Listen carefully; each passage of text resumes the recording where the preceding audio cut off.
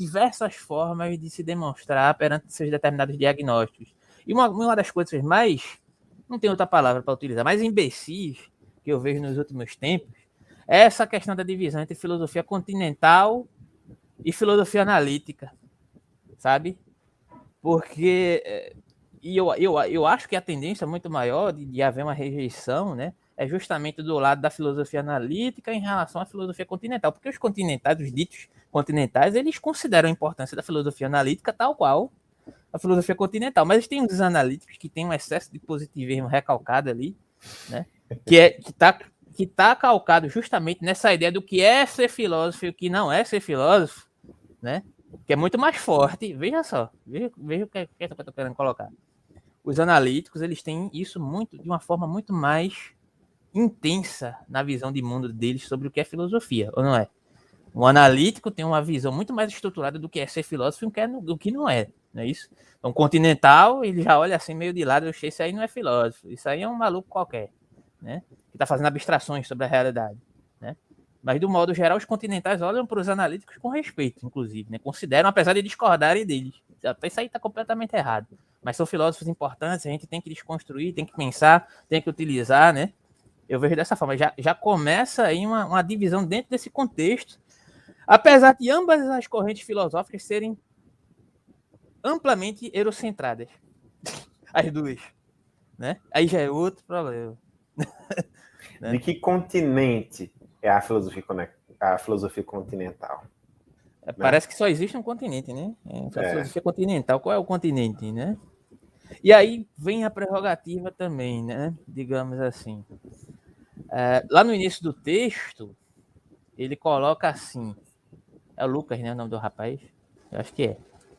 É Lucas? Deixa eu só confirmar. É Lucas. O Lucas coloca assim. Vê a pergunta que ele faz lá no início. Cadê? Logo no começo, ele coloca assim. Existem filósofos no Brasil, muitos se fazem essa pergunta e há muito se debate a respeito dos mais diversos meios, quer acadêmicos, quer populares. É notável como ela ressurge constante e insistentemente. Como algo que parece nos assombrar e nos perseguir, afinal, temos um pensamento filosófico próprio? Essa pergunta é fundamental e ela revela algumas questões. O pensamento decolonial.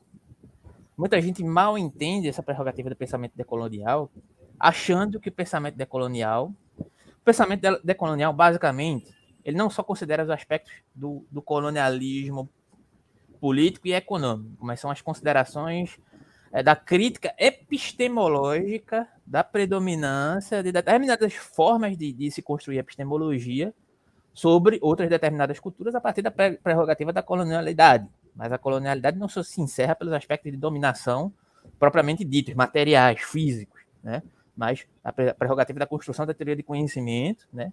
Que nos preenche até hoje, né? Dentro da própria filosofia. E o que é que, de certa forma, muitas vezes se mal compreende o pensamento decolonial?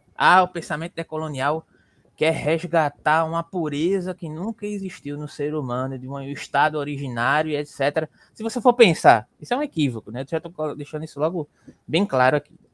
Se você for pensar a prerrogativa do colonialismo acerca de algo que eu coloquei no início, inclusive, né? No sentido de que, sempre enquanto existiu sociedade, até onde a gente sabe, né? Civilização, e a ideia de civilização já é uma ideia problemática, inclusive, né? Mas, enfim, né? Sempre houve uma dominância de determinados povos em relação a outros povos, e só se construiu cultura assim. Então, quer dizer que a gente vai se livrar dos ímpetos eurocentrados atrás de uma pureza ancestral que o pensamento decolonial quer, de certa forma, circunscrever? Não é isso, né? Na verdade. Tá errado do começo ao fim esse raciocínio. Pois é. Né? Não tem nada a ver com isso. Né? Entretanto, é uma identificação das construções epistemológicas a partir do que se deu de forma a excluir determinados povos, a excluir determinados âmbitos, digamos assim, de construção de visões de mundo e epistemológicas, por que não? Né? Porque parece que quando a gente só fala de epistemologia, a gente está sempre ligado a uma prerrogativa muito bem definida, que remonta justamente à questão que a gente está tratando aqui, de o que é filosofia, o que é ser racional, o que é a própria racionalidade, o que é irracional, o que é civilizado, o que é bárbaro, né? Digamos assim, que está baseado, né, nessas críticas que o pensamento decolonial vem erigir. Não quer dizer que a gente vai pegar tudo aquilo que aconteceu até então a gente vai descartar, né? Tudo aquilo que foi produzido, mesmo na base de muito sangue, dominação, epistemicídio, digamos assim, ele também foi cultura. Também foi cultura produzida, né? Entretanto, se a gente pudesse pensar outras possibilidades de construir epistemologias, e aqui não estou falando de contar história, porque tem muito materialista dialético que fala disso como se isso fosse algo real, como se fosse contar uma narrativa específica sobre algo, de uma historinha que veio na minha cabeça, e não é. Isso é uma imbecilidade completa, né? Sabe? Isso é uma idiotice. Alguém fala isso, não se trata de pensar historinhas na minha cabeça. É a partir da realidade efetiva do que se deu, da própria história do colonialismo, né? De uma predominância, de uma forma de olhar para o mundo filosófica e científica, né? Que excluiu outras formas de se construir epistemologias e conhecimentos vários a partir de outros saberes. Isso aí também quer dizer que eu estou dizendo que, por exemplo, vamos valorizar os conhecimentos ancestrais, então vamos para as tribos falar com os índios. Não se trata de falar com os índios, sabe? Mas é ter a possibilidade, né, de identificar nesses processos ancestrais e a partir de prerrogativas próprias, né, da nossa cultura que foram apagadas, né, possibilidades, né, de escapar, digamos assim, dessa camisa de força social da racionalidade, né, e outras formas de se construir epistemologias a partir das nossas próprias origens, em certo sentido, sabe?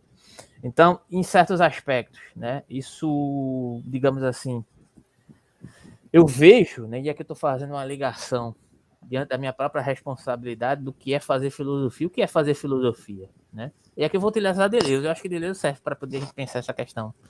Se para fazer filosofia para Deleuze é uma construção de conceitos, né? Filosofar para Deleuze é construir conceitos. E essa construção de conceitos, ela não está delegada a uma forma específica de se raciocinar. Então o índio ele não construiu conceitos, então os africanos eles não construíram conceitos, seja lá em que âmbito for onde existir ser humano, do modo dele se relacionar, a partir da prerrogativa da comunicação, seja lá ela como se dê, né? Digamos assim, ele não criou uma visão de mundo, uma prerrogativa de significar o mundo a partir dos seus moldes e das suas prerrogativas de cultura e etc. Né? Então, talvez, né, se a gente for pensar uma prerrogativa do que é filosofia, a filosofia passa mais ou menos por aí. Né? Agora, o que é que acontece? Lá em Genealogia da Moral, o que é que a gente coloca? Né? A partir do momento que o homem tornou-se civilizado, se erigiu uma relação de predominância, né? E aqueles que predominaram se titularam como nobres, e aqueles que foram escravizados constituíram um modo psicológico de se colocarem perante o mundo como reativos, como escravos, fisiopsicologicamente. Vou falar aqui no sentido psicológico porque fica um pouco mais claro. Psicologicamente eu sou escravo e o cara só pensa como escravo. Isso não está delegado à questão do âmbito social, da localização social e etc. Mas uma psicologia de olhar para o mundo, né? Então, a partir disso, construiu-se durante tempos em tempos, né, epistemologias predominantes e formas de se olharem para o mundo, segundo Nietzsche, que sempre se pautaram por uma prerrogativa essencialista. Né? Então, em certo sentido, veja só, em certo sentido, apesar de Nietzsche também estar eurocentrado, de ser um pensador problemático em vários aspectos, diante dessa prerrogativa que reproduz várias questões eurocêntricas nesse aspecto, está pensando a partir da sua localização, né? Inevitavelmente, ele coloca uma questão importante. Né? Isso, justamente. E aí é uma questão que vai colocar aqui no texto já. Né? Ele está pensando justamente essa questão da cristalização do conceito, da ideia de racionalidade como algo dado, como uma prerrogativa, desde o jovem Nietzsche, inclusive, a gente discutiu isso aqui em Jung, fazendo a leitura lá do Nascimento da Tragédia, né? O Apolíneo Dionisíaco, ele já estava pensando nessas questões, né? Digamos assim, né? De uma ideia de racionalidade que tenta parar a própria natureza, digamos assim. É um movimento antinatural, inclusive, para Nietzsche. Ele usa esse termo, né? O conceito, ao invés de se tornar uma coisa dinâmica, é que já estou colocando Deleuze, né? Que se faz a partir de um determinado plano, e esse plano para Deleuze é um escopo, digamos assim, a grosso modo, cultural, que não está circunscrito na prerrogativa linear do tempo, ou seja, Deleuze considerando que o tempo, enquanto construção de conceitos filosóficos, não é algo que se dá na linearidade do tempo Cronos, mas na prerrogativa do tempo Aion, ou seja, por exemplo, tem muita gente que constrói filosofia hoje em dia a partir das bases epistemológicas kantianas. Mas ele é contemporâneo a Kant, Deleuze vai dizer que ele é, a partir do plano de imanência, né, de um tempo Ion, não de um tempo Cronos. Entende? Ele é totalmente contemporâneo a Kant, porque ele está circunscrito no mesmo plano de raciocínio epistemológico que Kant. Entende? Tem muito psicólogo cientista que está no século XIX ainda. A gente também já falou sobre isso algumas vezes. Tem aquela questão lá, né? E aí vai trazer de novo, né? Psicologia baseada em evidências. Né? Você está em 63, isso já foi debatido em 1963, meu amigo. Não sei, parece. Saca? É desse tipo de coisa que eu estou falando. Então, o que é fazer filosofia, né? Eu tô muito mais simpático a pensar como o Deleuze está pensando, sabe?